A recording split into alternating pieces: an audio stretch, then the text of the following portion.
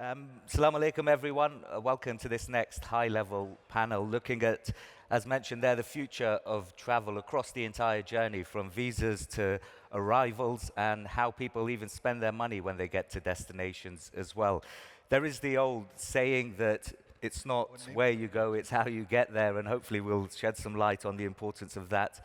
In this fast-paced, digitally connected world that we live in, increasingly people are looking for journeys that are quicker, more seamless, and simple as well. We've been hearing here at TOURISE, at this summit over the last couple of days, about the exponential rise set to come in air travel. We're about 9.5 billion passenger journeys today. By 2053, that's set to rise to more than 22 billion. So how will the infrastructure be able to cope with that? Something we'll touch on today as well. And as we move more digitally to move these journeys forward, what will it mean for security, for safety, and also for our experiences, the customers and travelers as well? I'm very glad to say we have an expert panel with us from a range of different sectors, hopefully looking at this from different perspectives when it comes to travel. I'll start with you, Majid, seeing as you're on my left. The air connectivity program here in Saudi Arabia, in the short space of time that it was launched, it's really opened up Saudi Arabia and the world to Saudi Arabia. Give us a brief sense of what's been achieved so far and where your plans are going forward. Sure, thank you so much, Naweed. In our program, it was established in 2021. It's directly linked to the national tourism strategy of Kingdom of Saudi Arabia. So we are aware as a tourist, when we travel, we would like to fly as seamless as possible. You are not interested in few stops before you reach your destination. And that's why we were established. So during the last 4 years at the air connectivity program, following the national tourism strategy, which means developing direct routes from the source markets according to national tourism strategy into Kingdom of Saudi Arabia, we have so far developed more than 80 routes, attracted more than 17 foreign carriers, pumped more than 5 million seats into the ecosystem. To highlight some of the examples, China, we have seen a great success story in China. The top Chinese carriers are now operating direct flights into Kingdom of Saudi Arabia, mainly Riyadh and Jeddah. Same concerns Europe, from the main cities like Paris, London, but also the secondary cities in Europe, from Germany and France, through the low-cost carriers as they have their bases there. So our aim is to develop new routes, but those routes we develop, grow them with 1, 2, 3 daily flights, so it can be as seamless for the tourists as possible to reach Saudi Arabia. And I'll come on to the practicalities of doing that a little later on in the session. Sticking with airports then, Deborah, you're joining us from Canada. Thank you very much for joining the journey here to TOURISE. Toronto, Pearson, the second busiest in North America. Obviously a lot of traffic. You previously worked at LAX as well, led a major transformation there. You're currently heading a multi-billion-dollar investment plan at Greater Toronto Airports Authority. What specifically is worth spending money on when you're trying to design airports of the future today? Well, with global travel expected to double from what it is today, we're on track as a industry to reach 9.8 billion passengers this year. So there are more passengers than there actually are people in the world. So the propensity for flying has never been stronger than now. And we expect those trends to continue over the next 10 years. I expect with the almost 50 million passengers that we have at Pearson, another 15 million passengers will be traveling through the airport. So it's important that we have facilities that meet our strategic objective, which is to put the joy back into travel by making Pearson a chosen place to fly and work. And it's not just about Pearson, it's really about ensuring that no matter what airport you leave from, the airport that you land in or transfer through has equal and comparable service, so that that your air travel, the air travel of passengers is predictable, it's reliable, and it's enjoyable. So for us, our investments are going to focus on flexibility around doing that. The pace of change, technology has so much to offer in making the experiences is seamless. So, you know, I say that I want the team to build the ultimate future, highly digital advanced, but also the Lego terminal, right, where we can flex the use of the terminals and the gates for an ever-changing landscape. And for passengers, what do you see their desires for the airport experience in the future? Do they want something that's entirely seamless from getting out of the vehicle or however they approach onto a plane and then going? What's the data telling you? We've taken a lot of learnings, not just from other airports, but also from the hospitality industry. Like airports also have hospitality aspect. And our studies have said that there are actually 9 personas for every passenger, right? So depending on the reason they travel, whom they're traveling with, they could have up to 9 different types of expectations from their airport experience. So there's no single passenger with one prototype. So we actually have to build airport experiences that give the optionality of choice and are flexible to suit all of those different personas. Yeah, as a parent of 2 young children, I think one of those personas traveling with young That is kids one. is definitely Indeed. a desire to travel as soon as you can. Rajiv, Visa are obviously doing a lot of work and analyzing a lot of data when it comes to how travelers are moving around. Just give us a sense of the importance of that data currently today in determining what destinations, but also some of the entities on stage here are looking to do. Yeah, no, thank you, Nawied. Just for the audience, mine and Zubin's pictures have been flipped, so just in case they're wondering who is speaking. Rajiv Garodia from Yes. Visa, yeah. No, when you have people traveling across borders and they use payment method, it generates a lot of data, spend data, which is very valuable in getting patterns and insights for governments and tourism boards to work with. So we work with a number of tourism boards and governments around the world who use the spend data to understand where the visitors are coming from and how do they index to other tourist destinations in terms of certain send markets or not. So they can target their marketing efforts better.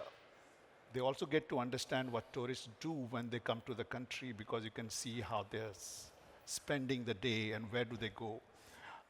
Like some countries are interested in night economies, for example, and we do a lot of analysis to help them understand that. That's one of our standard kind of partnerships. But we did something very interesting here, actually, with STC in Saudi, which was a very innovative example of how this payments data can be used. Just to clarify, the payments data is highly anonymized and aggregated, so there's no personal information on it. But that data is very powerful, even when it's anonymized and aggregated. So what we did with Saudi tourism was the personas, right? So we identified 8 countries they wanted to focus on to grow tourism from. Let's say UAE was one of them. And based on our data, we developed personas, just say. So like somebody who wants to in sports, so F1 might be of interest. Or somebody who shops more high-end luxury will be interested in a shopping experience, and so on and so forth. And we ran specific campaigns to these different personas from those countries. We also tied up with STC's brand partners, like airlines, hotels, and all. We brought our own partners in, and we had promotion bundles to these personas. The beauty of this was we could also measure the before-after of running these campaigns to these targeted personas in these countries. So we work with our banks who issue the cards in those markets so they can run the campaigns into these customers. And the results came out very encouraging. We found about a 20% lift in spending of the targeted group versus the control group. But we also found a 30% rise in visitors where we targeted them through this approach. So there are interesting ways to build tourism across countries, and this was a very interesting way to do it. And we'll delve into the importance of the digital payments ecosystem a bit later on. Zubin, thank you for the patience. VFS Global, for many of the people here, I think they would have used your services. It's in more than 160 countries where you have locations, as well as 70 governments plus that you're working with, managing that visa process. I'm sure many of us remember visa processes in the past where you had to queue up in a line, wait with papers physically there. That's changing. Your company has grown a lot as a result of that. But where's it heading to now, and how do you ensure that safety remains paramount for governments who are worried about who to let in? Yeah. So, as you rightly said, because we work with 70 governments and in 160 countries of the world, security is paramount for us. How do you ensure security, through technology, through the right processes and measures in each country? I think important for us is we don't use technology or AI as a tool. It's an article of faith. And before we started developing products, I think there was I wouldn't say a fear, but there was a concern with all governments on AI. How will it be responsible? So for us, it was guardrails first. So we tied up with Responsible AI Institute 2 years ago, and every product that we create, we're looking at it from the ethical, moral, and the security point. In terms of security, what we have done is we work closely with all the governments when we are creating the product, and we have our own large language proprietary foundation model where we ensure that the answers or the products that we are keeping out do not hallucinate. We don't even have a 0.1% chance of hallucination. We have to give, if somebody says, I'm going from this point to this point, I need a student visa, what is the price, and what are my documentation, it has to say 100%. So we have created our own proprietary large language model. We have been certified by a lot of authorities in terms of responsible AI, ethical, moral, and data privacy-wise. We have got the Dubai AI seal now, which also authenticates about the development of AI products. We have got 20 data scientists. We have 20 governments who are using our products over 500 routes around the world on AI and technology, which are fully secured and, as I said, ethically right. And if you're in more than 160 countries, some like Saudi Arabia or others may have the capacity and the ability to bring in that technology fairly swiftly. But what's key, do you think, to ensuring this is something that can be equitably distributed around the world, the advancement of technology and AI when it comes to visa services? Yeah, I think the Kingdom of Saudi Arabia is one of the front runners in this. There is a lot of optimism, along with caution, of course, because again, as I said, for every government, security is paramount. We work with the Ministry of Foreign Affairs, with the partnership with Tashir. We work with the Saudi Tourism Authority, and we collaborate when we create these products. And as I said, we make it seamless. We try to make it frictionless. We keep security, but at the same time, through the centers, we have to have the human interface, which gives empathy and respect when a person is applying. So I think when I look at when we look at Saudi Arabia, we have been present in Saudi Arabia physically for 20 years, serving different governments and serving the citizens of Saudi Arabia. We have more than 700 Saudi nationals working with VFS in Saudi Arabia. Over 50% are women. And when we look at the energy levels, we are looking at the what we call the things that they want to do. I would say we are very progressed.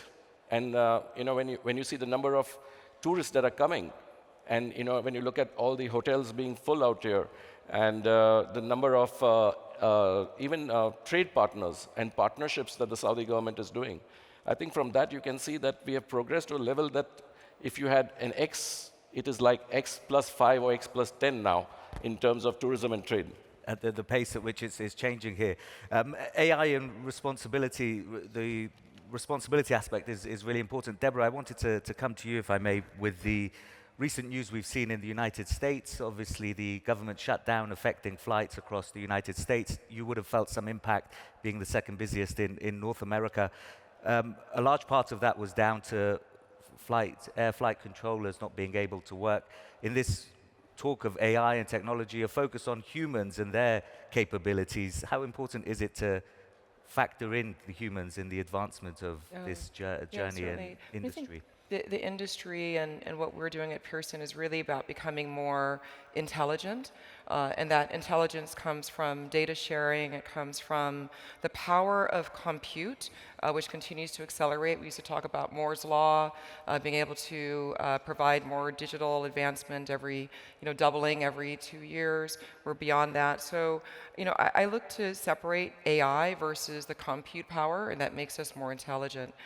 Integration of systems is a key part of how the air system is operating.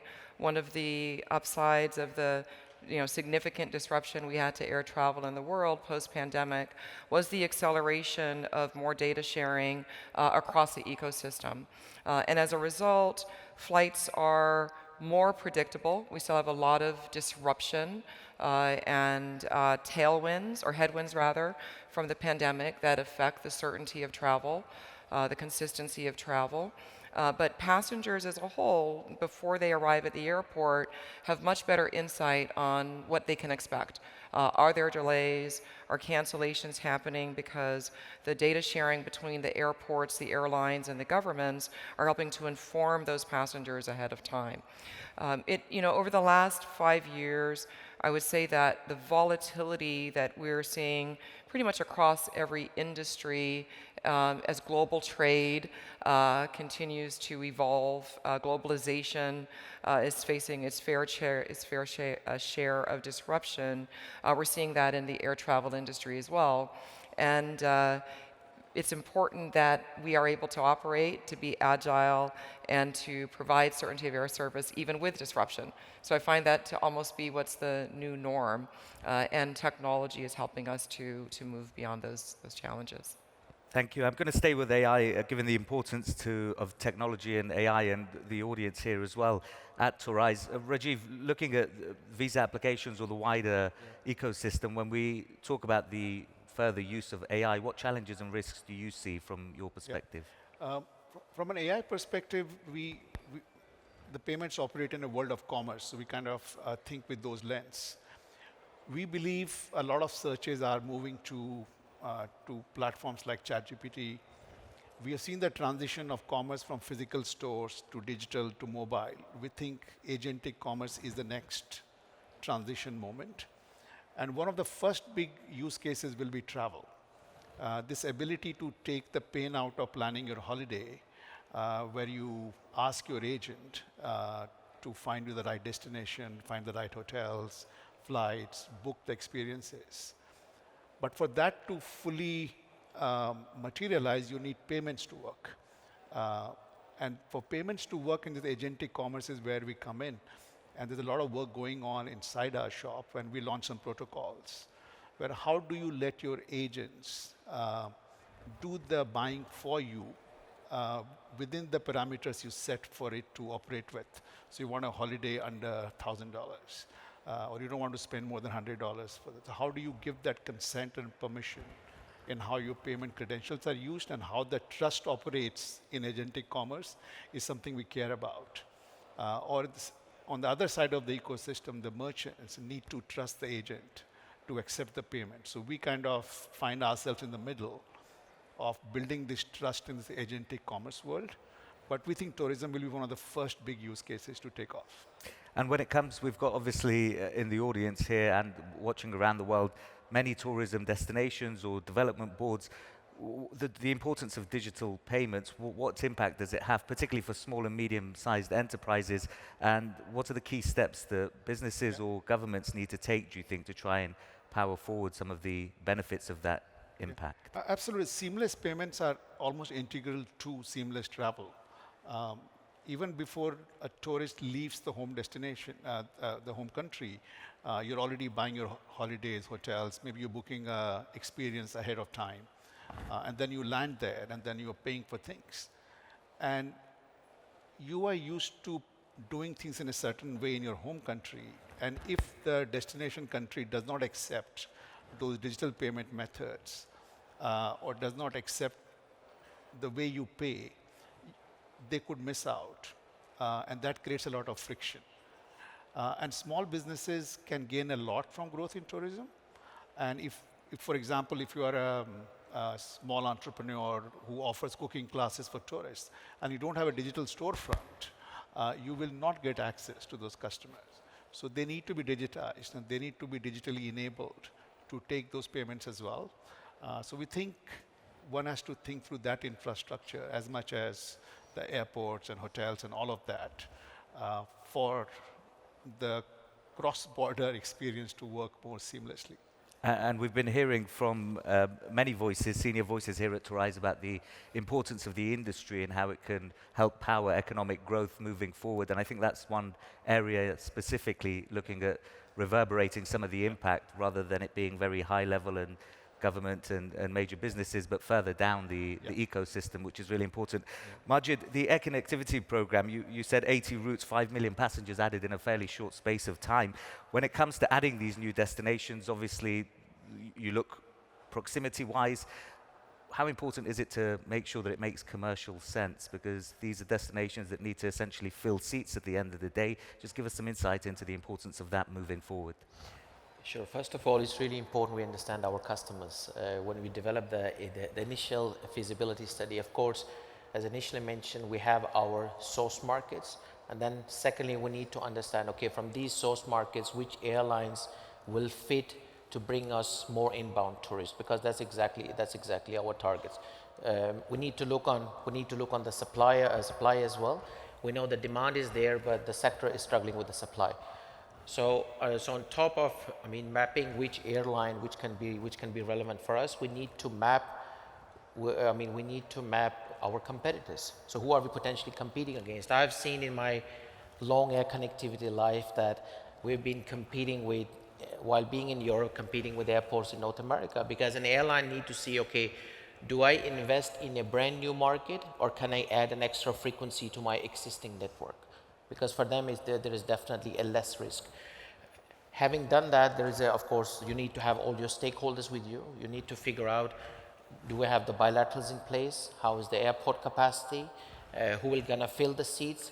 So a collective collaboration internally with the stakeholders is key, but at the same time with external stakeholders.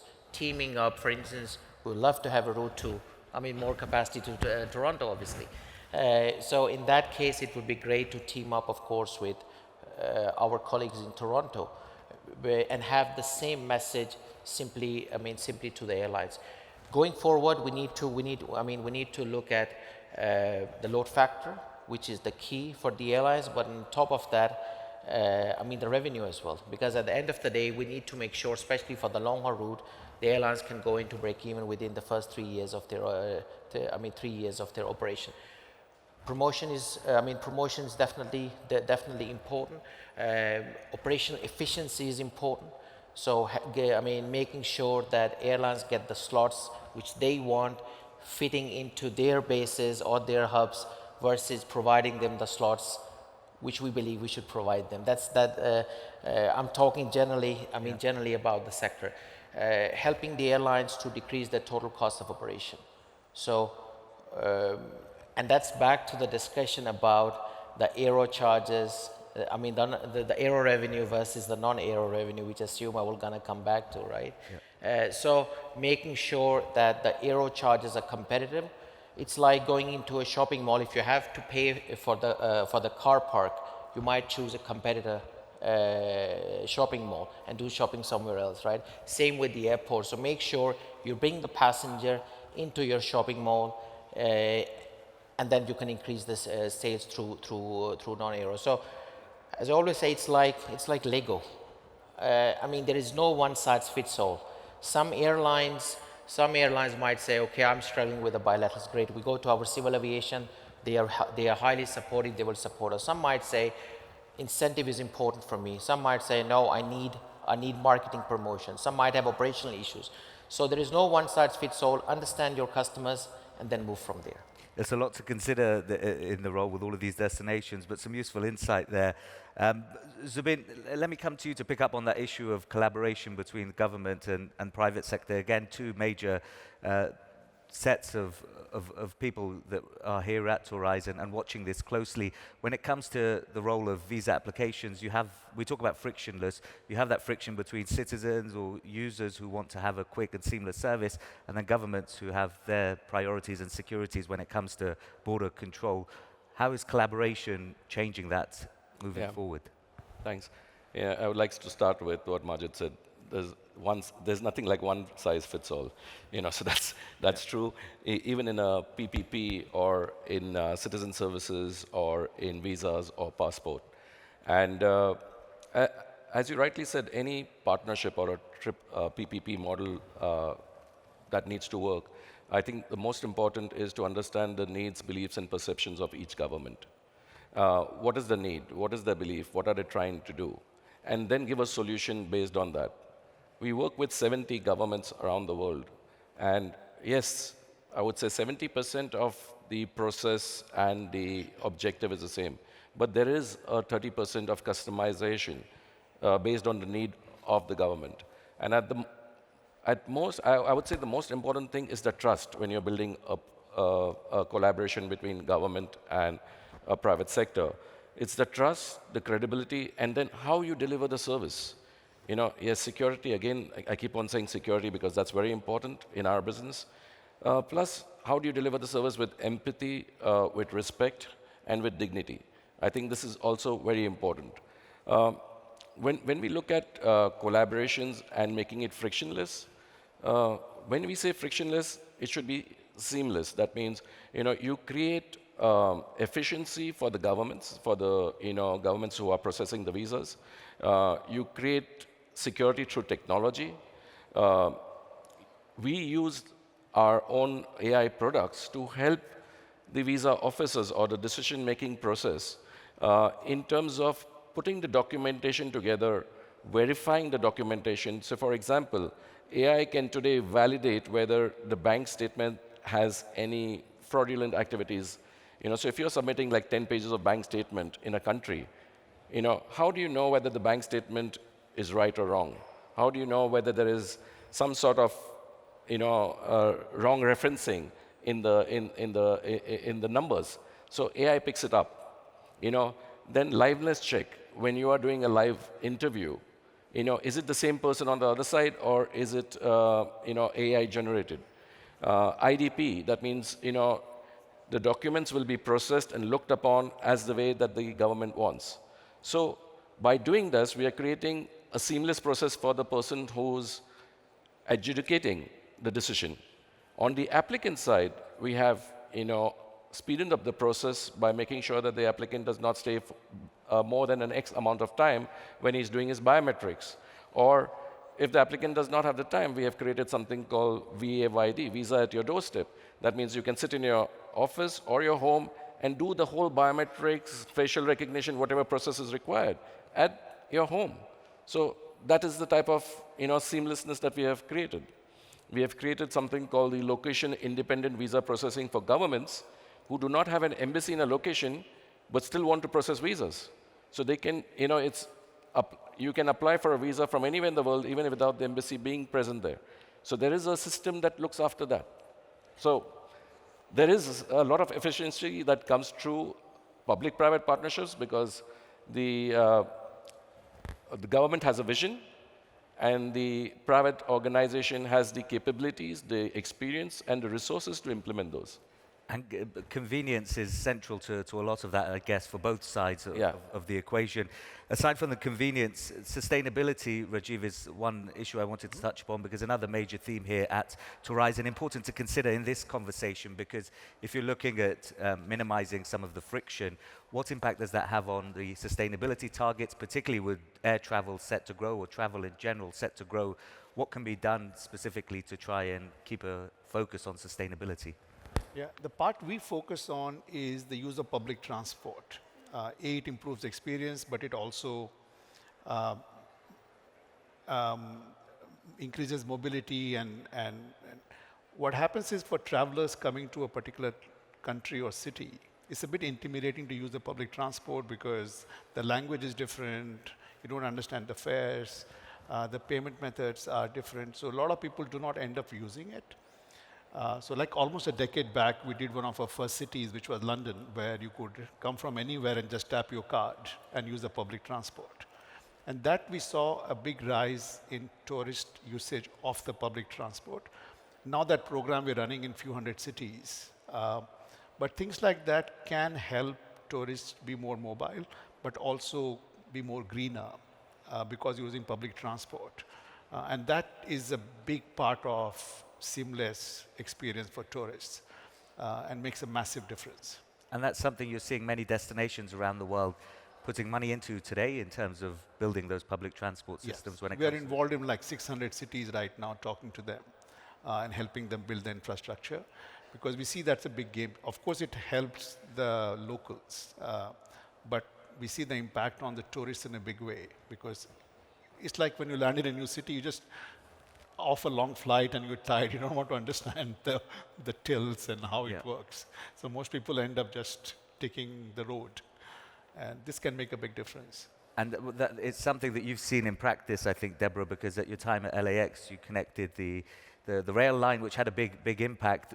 Aside from your role at the GCAA, you're also heading up the chair of the World Economic Forum's Aviation and Aerospace Governors Group. You spoke about the geopolitics earlier. Just give us a sense of your outlook on that from this holistic global level. What impact is that going to have on mobility, and how do we reduce friction there, do you think? On the sustainability file in particular, so the industry is set to is meeting the Paris Climate Accord with decarbonizing by 2050. It's a very, very significant challenge. I'm pleased, however, that we continue to take on that challenge, both with the airport infrastructure, as we're talking about airports such as Pearson. We're at level 4 out of 6 of decarbonizing the airport built environment and footprint. All of our future facilities will be net zero, but also ensuring that there's, the other aspect of sustainability is on resiliency and also being climate resilient going forward with all of our built environment, invoking principles of circularity. But outside of the airport, of course, one of the largest challenges for the sector is decarbonizing aircraft and air travel. And while there are a number of headwinds around that, there are also some tools that we're seeing to prove great effect. Number one is with jet fuel, the transition to sustainable aviation fuels, and new systems and architecture to help develop more SAF, and also to get credit for using SAF, even if it's generated in a region separate from where the actual aircraft is. So I think book and claim is the architecture that we expect to take hold and to help to increase the amount of SAF that offsets than traditional jet fuel.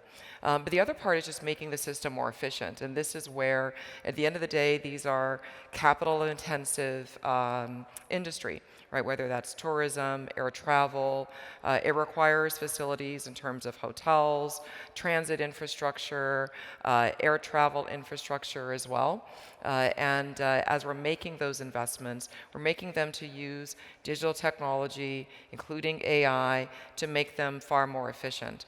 And so one of our strategies is to ensure that our future of Pearson includes digital connection of the flights in the sky, making those more fuel efficient, making them more trajectory based so that they operate more on time. And when they land, the airfield is finely attuned with gates available, so that process for the passenger to get into the terminals is connected to what's been happening in the sky, vice versa, the lines in and out and through the terminal experience, and then that connects also to the ground side transportation. So I'm optimistic that in terms of the amount of capital required to build, we're also going to make higher and better use of those capital investments and increase the efficiency and the sustainability and the customer experience along the way. And what you're seeing from your global role is that despite the short-term setbacks perhaps or uncertainties, the long-term trajectory and the long-term vision of travel, if you like, is towards sustainability and incorporating these into the sector. Yeah, right? I think, airports and airlines in particular know that we have to respond to disruptions and different risk factors that come from political risk or climate risk or operational risks, labor challenges, et cetera. Yeah. We have to run our businesses in a ways that's responsive to that. But at the end of the day, we're also making these plans and investments that are going to carry forward for decades ahead. So, we look at a couple things, which are how do we build these to not preclude the future and to make the future and those options very flexible and able to on-ramp those and speed those up. What I say at the root of that is making sure that the industry and the ecosystem really works on collaboration, and collaboration, not just the spirit of it, but value-based partnering and outcomes orientation, which is really the theme of TOURISE, this conference. And at the heart of global air travel, you'd think that people-to-people focus and exchange. Majid, we've got a couple of minutes. I'm going to finish with you, please. How do you view, we just heard there about the importance of infrastructure. How do you view the future of air connectivity, that airports ecosystem, and how it can be utilized to spur tourism? I would mention a few things here. I think I would look on a lot of opportunities we have in the sector. But first of all, it's really important to be cost efficient, show efficiency, and then create experiences. So it's all linked to, we know in the past, airports were infrastructure providers. Tourism wasn't as advanced as it's now, except from few countries. But we really need to look on how can we enhance experiences for the tourists from the time they book the journey until they are back home. To mention few of the opportunities we have, I think first of all it's really important when airports are developed, they are developed around the need of the tourists and not only on the operation. That's number one. Keep it cost efficient. Second thing is, do we really need all these CUS machines, check-in counters, and landside? Convert your check-in area to landside shopping experience. So you're not, and that will help the airports to increase the non-aero revenue and increase the aeronautical charges down simply for the airlines. Design your experience which is linked to operation, which means airlines, understand who is sitting inside the metals. There is a difference between an aircraft coming from Toronto versus Tashkent, for instance, right? Who are the passengers? Understand your passengers, develop the shopping experience according to that, park your aircraft, you can secure the flow. Use of AI, of course, definitely very, very important, but don't lose the human touch. Something we've heard a lot of this And last final couple thing, of show the resilience that you have to. What was the last? Show the resilience. Show of resilience, yeah. And I think it will prevent us all from choosing the queue that you think is the shortest and then feeling a bit like a fool when you learn that it's quite a long wait when you're at the check-in counters or passport control. But we had a lot to cover in this session. Thank you so much to my wonderful panelists with the expert insights. A lot we covered there, from the visa application process, obviously technology and AI, sustainability, infrastructure, and finishing with those thoughts from Majid Khan. And thank you very much for listening. Thank you.